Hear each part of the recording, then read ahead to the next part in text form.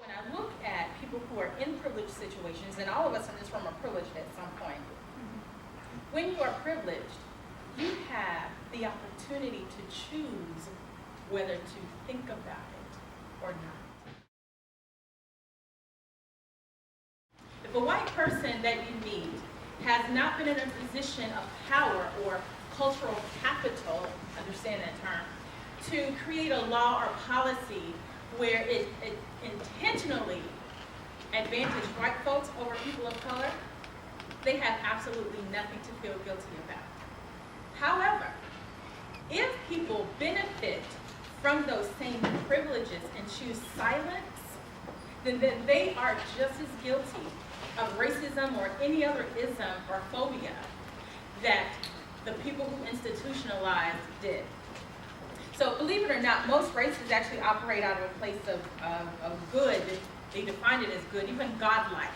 Because what happened was they were passed down this tradition of superiority that was given to them by their ancestors, thereby racializing them into thinking that racism is normal and it's okay.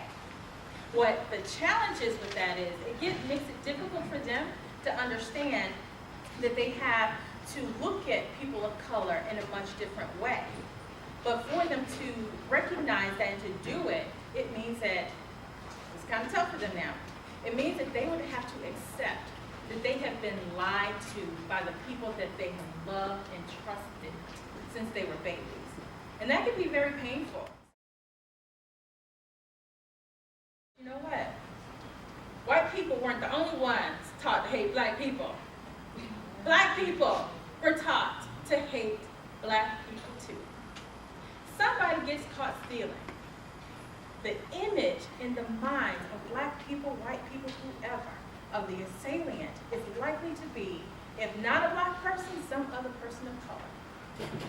And so sometimes we find ourselves even weighing armed robbery higher than the embezzlement of billions of dollars every year through white-collar crime.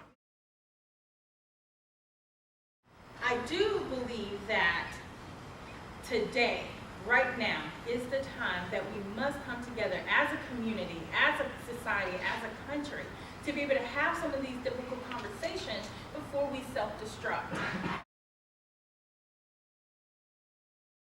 I don't mean to imply that race is more important than women's rights, veterans' rights, economic rights, the right to love or marry whoever you choose.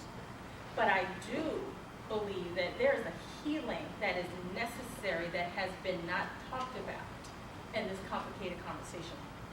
What happens to a wound if you simply put a Band-Aid on it and move to a different part of the body? It doesn't heal.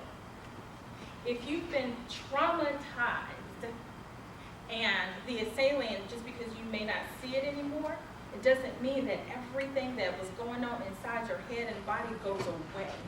There's a healing process that needs to happen. And unfortunately, you know, when I talk about the women's rights and the veterans' rights and homosexuality, all of these things at many points even intersect with race, which compounds this disease.